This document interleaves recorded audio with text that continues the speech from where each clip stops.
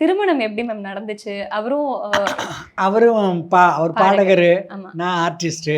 Drama கம்பெனியில் அவர் பாடுவார், நான் வந்து ஹீரோயினை ஆக்ட் பண்ணுவேன். எங்களுக்கு ஒன்றும் தெரியாது. அவர் பாடுவார், நான் ஆக்ட் பண்ணுவேன், அவ்வளோதான். அப்படி தான் இருந்தோம்.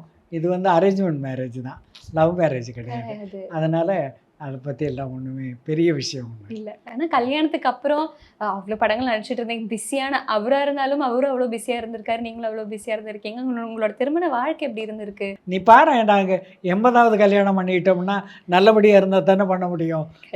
தகராறு இருந்தால் எப்படி பண்ண முடியும் சொல்லு?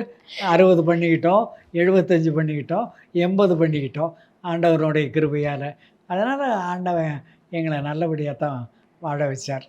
அவர் ஒரு பாடகர். உங்களுக்காக வீட்டில் அவர் என்ன மாதிரி பாட்டு பாடி, ஏதாச்சும் ஒரு பாட்டு பாடி கொடுத்துருக்காரா? நீங்கள் கேட்டு ஏதாச்சும் ஒரு பாட்டு அந்த மாதிரி? அது மாதிரிலாம் ஒன்றும் கிடையாது. வீட்டில் சினிமா சம்மந்தமோ நாடக சம்மந்தமோ இருக்காது. இது குடும்பம். வெளியே அது தனியாக தொழிலுக்கு போகும்போது தான் அது இதெல்லாம். அதனால் அதை பற்றி இதுக்கு ஒன்றுமே கிடையாது.